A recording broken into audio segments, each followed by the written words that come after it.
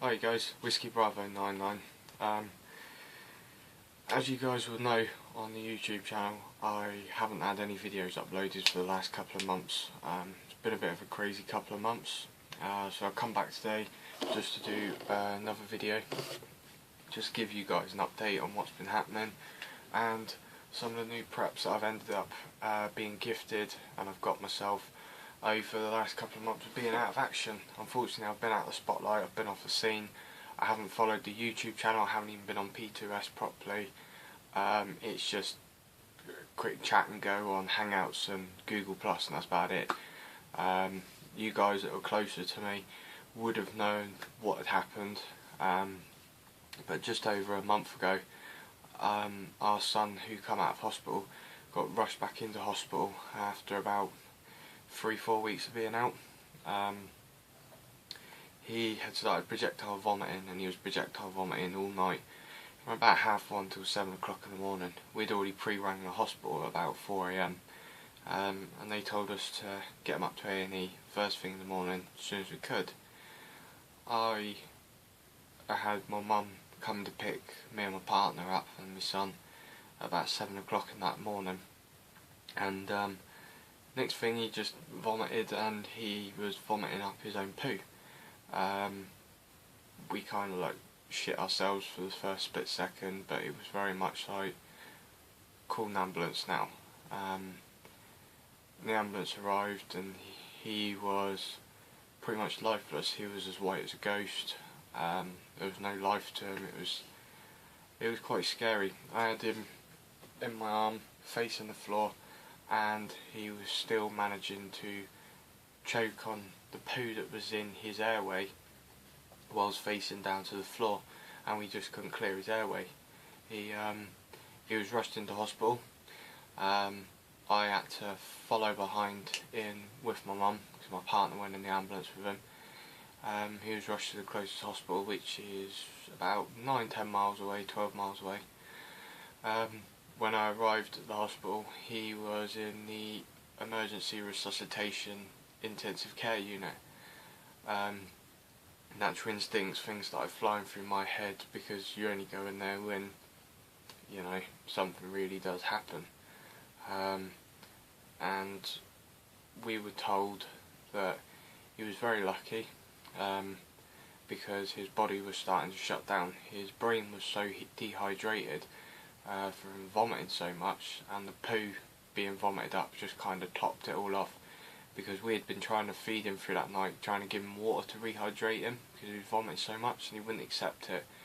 And they basically told us that his body was shutting down. He was basically dying, because his brain was so dehydrated. They had to pump 4 40mm saline tubes into him to rehydrate his brain, and they did that in under 5 minutes. That was tube after tube after tube. After they stabilised him, they then rushed him back to the hospital. He was originally kept at when he was born, and that was like a drive away. It's about 2 hours away, but they did it on Blues and Twos in about 50 minutes. And he was rushed from the hospital that he got taken to up to the one that he needed to be taken to. And we were up there for another week, so it was quite hard. But they later found out that there was a blockage of solid like poo with Gaviscon, because he had reflux and he was on Gaviscon powder, and it was basically like a mild-sized blockage inside of his small intestine, which had caused like a backlog of all the vomit, and then the poo was kind of what brought it up last of all. So yeah, it was a bit scary. It was a lot to take in, and it's been a lot to deal with, so it kind of cut me out of the scene a little bit from prepping. But whilst we were in that other hospital, I had gained a visit from Graham, Trojan Prepper, who kindly drove all the way over from the other county into the county that I was in to see me. So it was, you know, he had done, I think his missus had dragged him off to work in the chip shop that day, and then he had worked at his original workplace that night and did like a 10-12 hour shift, and then the following morning at like 6:30, 7 o'clock in the morning. He had drove from the other county over to me, which was about another hour and a half drive. And yeah, it was nice to finally meet him. It was really good to meet you, Graham. You know, when you speak to someone so much for so long on these sites, and then you actually get to meet them face to face, it's quite weird, because it's almost like you know that person so well, and it's almost like you've met them before, when really it's the first time you might have met them, but it feels like you've known them forever. It's really strange, but it was good. It was a good laugh. It was nice to have a chat. You know, obviously the chatting's going to be about prepping. But no, it was just nice to, because at that time of everything that was going on, it was just nice to be able to talk to someone and just take your mind completely off of the reason you were there and speak to someone, you know. And it was nice. But Graham gifted me with some nice gifts, because at the time when I did the last video, I was doing the baby bug out bag, and I'm still doing it. Like I told you guys, I'd still be doing it. But Graham gifted me some stuff, and yeah, it was like out of his own pocket, and I can't say thank you enough. But gifted me some Cowpole infant sachets, some Peppa Pig plasters. I might just use them. No, I won't, I'm only joking. A Peppa Pig forehead thermometer, and a Peppa Pig antibacterial hand spray. You know, he didn't have to go out and get them for me, but you know, that's for the baby bug out bag.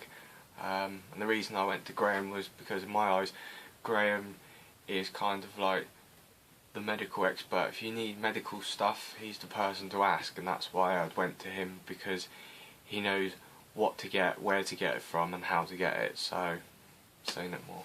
But at the same time, he also gifted me a couple of other things. This one here, which is a little pocket portable stove head for a gas canister. And I didn't actually know what it was until I had like taken it out and worked it out. But it's quite a real handy little bit of kit, and I was quite shocked that when that was in there, because I've never seen one before. I've never used one either. It's not something I would have thought personally myself about adding to my preps. So yeah, I'm really chuffed with that. So thanks for that, Graham. The other thing he gifted me was little keyring torch and a vacuum pack seal of 4 strips of water purification tablets. So you can never have too many of these. I've actually lost count. I must have probably about easy to 80 to 100 strips of water purification tablets, so I'm not exactly going to run out anytime soon. But a couple of the other things, like you guys would have seen with the baby bug out bag, I'd had these as well. Now when he went back into hospital, he had to get issued these, because you're not allowed to obviously use your own baby bottles in the hospital. They have to be pre-sterilised and pre-made by the chemist kitchen, shall I say, the milk kitchen. So yeah, they had given us these. They did have milk in them, but it was milk that I chucked away, and I just re-sterilised the bottles myself. Now I know these aren't in the packaging, but to be fair, it's 4 extra ones that I didn't have. But the one thing I really had to get my hands on when I had the opportunity to get it was these. Now I've got quite a few of them there, so I'll just show you 2. Sterilised, pre-packed teats for them bottles. They just come, they're sterilised inside the packaging, but they just screw straight onto the bottle. So I was able to get my hands on about 10-15 of these. So whilst I had the opportunity, I got them because I knew that I needed them. So I've got enough there to pretty much cover the bottles that I've got and what else I needed. Also, I managed to get this from the hospital as well. Whole complete tape, roll of micro pour tape. It's nothing spectacular, but I can add it to my first aid kit. I'd also picked up one of these while we was up there in a shop one day while we took a break from the hospital. We went out and Mrs. wanted a break, so we went and had a look around the town. And I managed to get this. I haven't actually even read it yet. I've only just found it in the bag with the other stuff. But I got this from a shop called Bargain Bookstores. It was only £2.99, as you guys can see, but it's in the association with the Royal Marines Commando Survival Skills book. And like I said, I haven't properly read it yet, but that's probably about the 5th or 6th one I've got already, so they might all seem the same, but some of them hold different information. It's just always handy to have a different book. So yeah, I got one of them. So if you guys have got a bargain bookstore, I mean, I don't know if they were going bankrupt at the time or closing down or whatever, but this was about a month and a half ago I got this. But it was only because they had a massive sale on it, and this was the only survival book they had. So I got it. A couple of other things that turned up as well, I was quite lucky to get my hands on.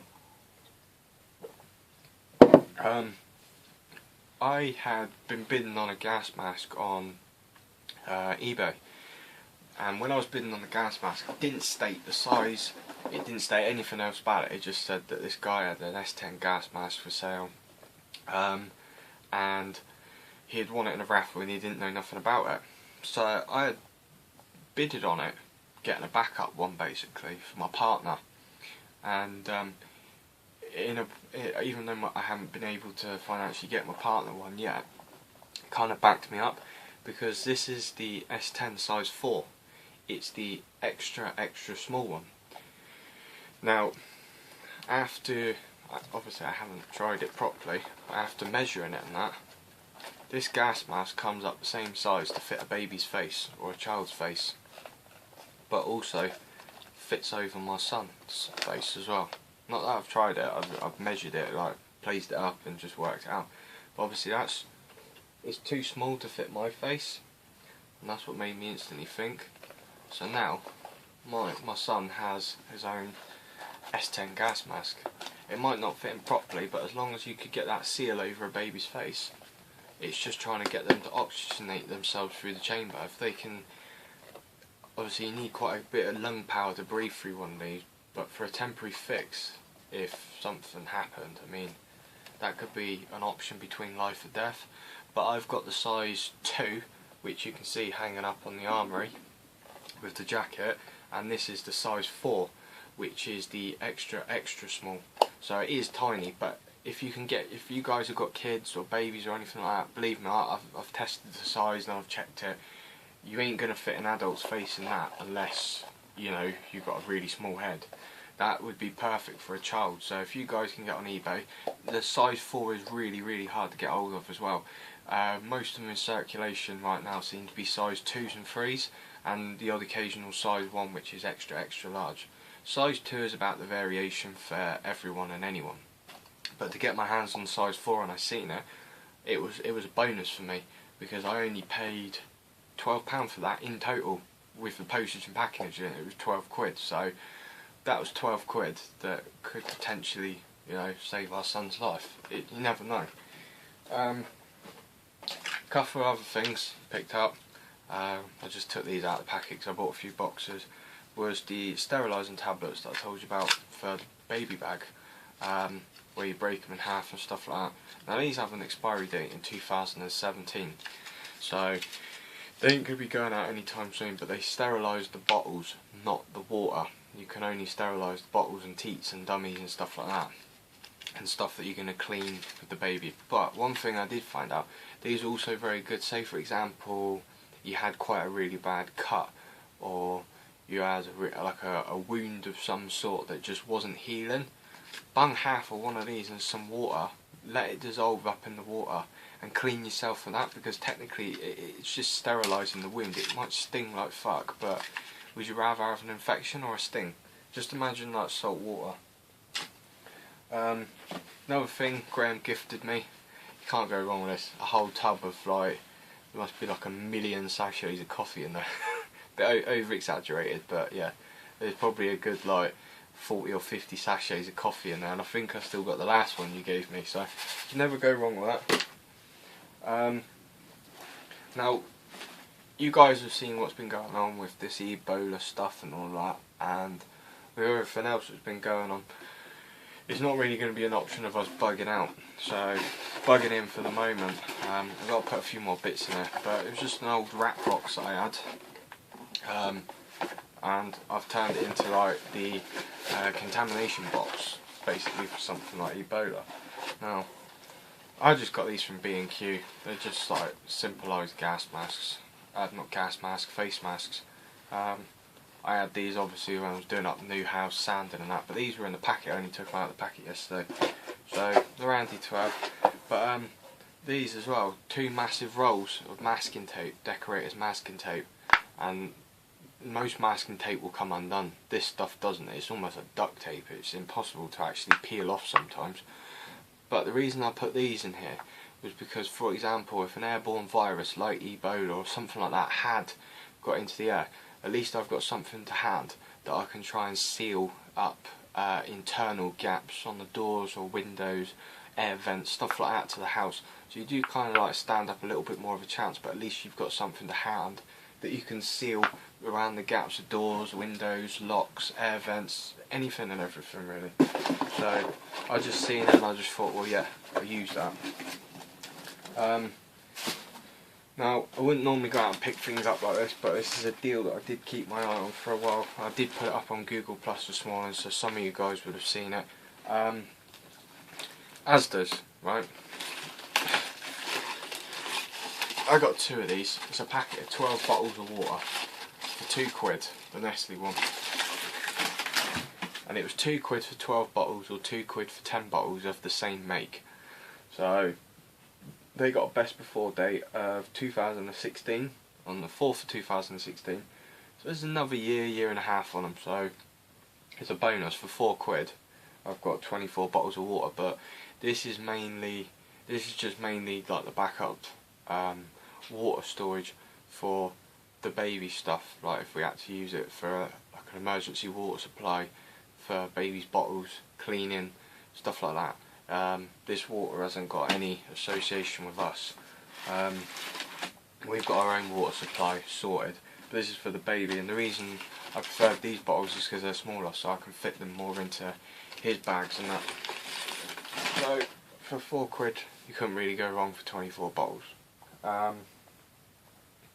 Other than that, to be honest with you guys, that's pretty much all I've really collected up for a while. I mean, I know last time when I did one of the videos, it was really dark when I was filming it at the same time, and you guys couldn't really see much of anything properly.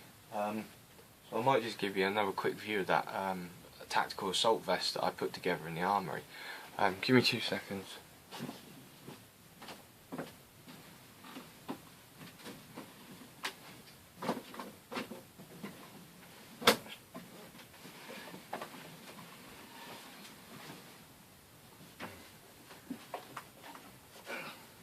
Like I said in the other video, I had won this whilst my partner was on the operating table having an emergency cesarean.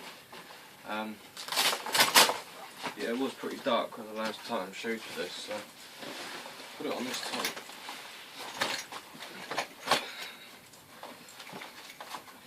But yeah, this is a Viper tactical assault vest.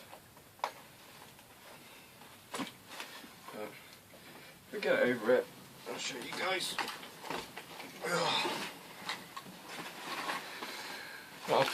I've obviously customised it to how I want it and stuff like that.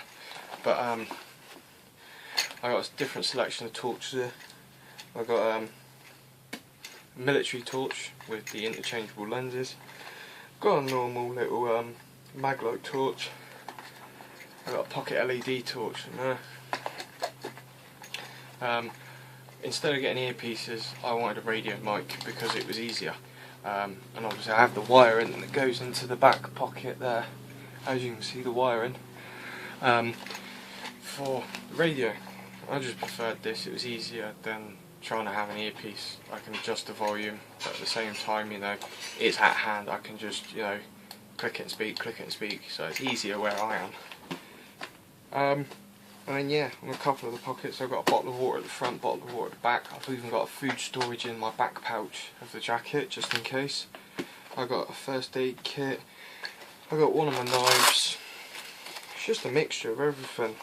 I've got pencil and maglite and paper in there. up here I've got a fire starter, a small roll of black electrical tape, and the paracord bracelet that Steve from Outdoor Review made me. So yeah, this is like the main vest that I would have to wear if something did happen, because this is like a smaller version of my bug out bag. It's got things in it that I can use and need to hand straight away. So it does make a bonus to me. It makes a life a lot easier as well. Yeah, got the pockets at the back there. See, you got the wire for the radio mic, goes in through the rescue hook and into the main pouch there, where I'll have both of the radios.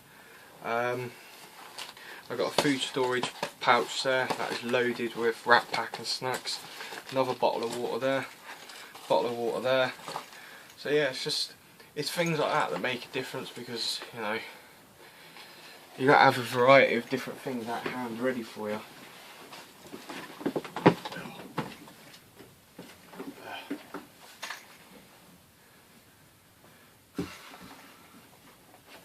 So yeah, yesterday I reorganised the armoury, tidied it all up, sorted it all out, give it a bit of a clean up, and yeah, it looks better. I mean, now it's the daytime. Plug that. I can give you